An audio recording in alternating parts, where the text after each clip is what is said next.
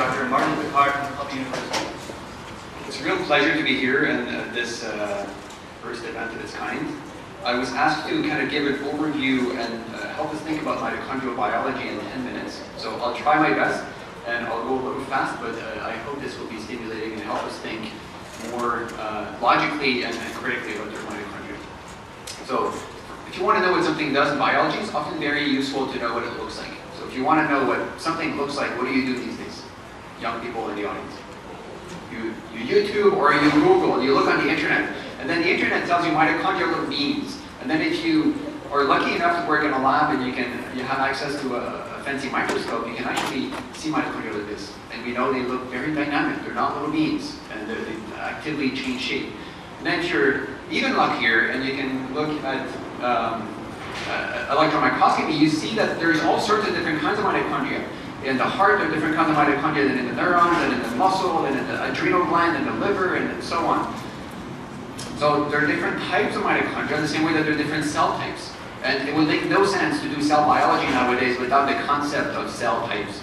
This is so central to immunology, to neuroscience, and so on. So we need to get to a point where we understand and are able to quantify different types of mitochondria. We can call those mitotypes. So there are different types of mitochondria. What do mitochondria do? And a review of what mitochondria do was shaped by this paper, 1957. This is a long time ago. Powerhouse of the Cell, Scientific American. Powerhouses have one function, right? Mitochondria have many functions. And depending how you count, there's at least 30. And if you think about what mitochondria do, you'll have different answers based on how you look at it. And there's this parable of, the blindfolded scientist or blindfolded, people feeling the elephant, and every person here is making a valid observation about a part of the thing, right? But nobody's actually understanding what the thing is.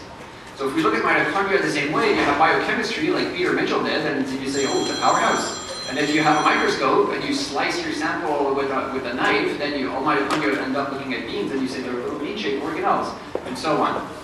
The truth is that when we take an integrated perspective, mitochondria are a family of organelles that that exist as different phenotypes that are defined by their morphological or molecular features, activities, functions, and behaviors. And those things are related in somewhat of a hierarchy, right? So there are small level things like you measure proteins and DNA and molecular damage and so on. These enable specific features and which enable activities, like the activity of a specific enzyme. If you put a bunch of enzymes together, you get something like the electron transport gene. Now you have a function. A proper mitochondrial function, like making ATP. And then if you assemble a bunch of functions together, you have a functional living organelle that have behaviors. So we can classify, and I would propose that this would be a useful thing for us to think about the language that we use and the nomenclature. And we've categorized this hierarchy of mitochondrial biology in different categories. This is a little table. This is the best we could. This was a community effort, including Twitter and including community experts who all contributed. What are proper mitochondrial functions? So there's a list here of about 30 mitochondrial functions and behaviors. We did this to our new students to help appreciate the beautiful complexity of mitochondria. So this was summarized, if you're interested, into a perspective of multifaceted mitochondria. We need to move beyond function and dysfunction. And every time you write the term mitochondrial dysfunction, this should be a flag. What do you actually mean? What do you mean by this? And if we use more specific language, it will help our science. So, are there different types of mitochondria even within a specific organ? And to answer that question, we looked at the human brain recently. And my colleague, Eugene Mosherov, developed this technique that allows him to basically cut the brain into tiny little pieces. And you can see here that this machine is going around, and this is the same kind of machine that you use for engraving, a heart and a piece of wood, for example, for your mom's birthday. So you can take this machine and program it to engrave a grid. And then once you have a grid, then you can collect each little cube. And Ayelet and Snehal, the two courageous students in our lab, did this. 703 little brain voxels. These were physical voxels, and then we were able to do mitochondrial biochemistry. And we found that not all mitochondria are created the same. And there are different types of mitochondria that specialize for different things, even across a given organ like the brain. So powerhouses, and should say also, even different cell types in the brain have different types of mitochondria. And that becomes very clear if you do single nucleus RNA sequencing or single cell analysis.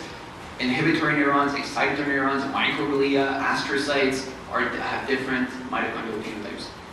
And an astrocyte in one part of the brain is the mitochondria is not the same as mitochondria and astrocytes in other parts of the brain. So there's regional and cell type specific differences. So mitochondria have powerhouses have one function, mitochondria have many functions, and mitochondria, I think it's useful to recognize they're not drugs. And they don't have a single unicellular, unifunctional role, and their role are likely to be multifactorial. So mitochondria are oh so much more than powerhouses. So how should we think about mitochondria? If they're not powerhouses, if they do oh so much many more things, how should we think about them? And if we think about them from first principles and ask, what do they actually do? It becomes very clear that if you look at this cell, it has the mitochondrial network and population, and it exists within a network and with circulating blood and so on in the organism. Mitochondria have the ability to sense a number of different factors. They have their receptors. Mitochondria are decorated with all sorts of different receptors. They change their morphology, they change their dynamic functions and activities in response to signals. Mitochondria also exchange information with one another and with various organelles. That gives them the ability to integrate information, the same way that neural network integrate information, or anything that is networked and that can exchange information ends up integrating and computing in some way. And then mitochondria do this in parallel with the nucleus, and this bidirectional communication between mitochondria and the nucleus, and this mitonuclear system allows for information processing. And this makes sense biologically if then mitochondria have the ability to communicate that information. And that information is communicated not only to the nucleus, but also to the outside of the cell. So we can think of mitochondrial biology then in a three-part process where mitochondria sense information, integrate information, and then produce signals that inform both cell behavior and whole organism behavior.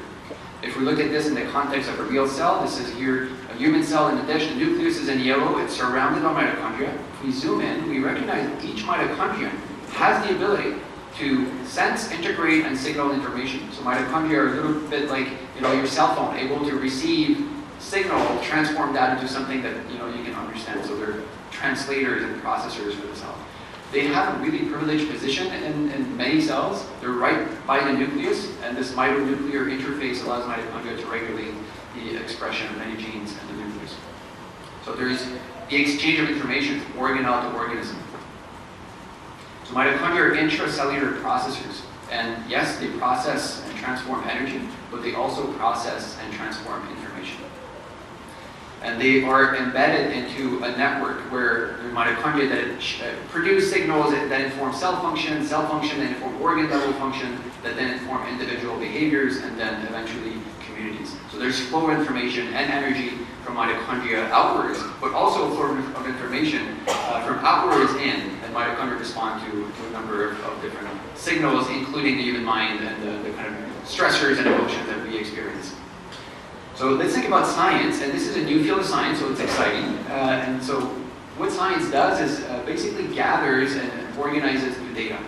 And then science is also about having new ideas with those data and creating concepts. This is what scientists specialize in doing.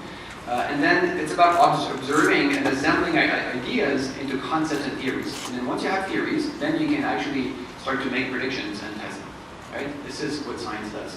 A really important piece in this puzzle is that if unchecked, and without kind of the self-awareness that we need to have as a scientist, ideas can become dogmas. And then dogmatic thinking brings us towards almost religious thinking, where if you don't believe what I believe, then you're not my friend, right? And you can't be part of my field. And there's this kind of dogmatic thinking that happens across every field. We should guard ourselves against this. And then new fields of science need to be perceived from first principles, which is the best remedy for preventing dogmatic thinking. So I'll propose 3 first principles of mitochondrial biology that I think can help us think about mitochondrial transplant. First, there are many types of mitochondria.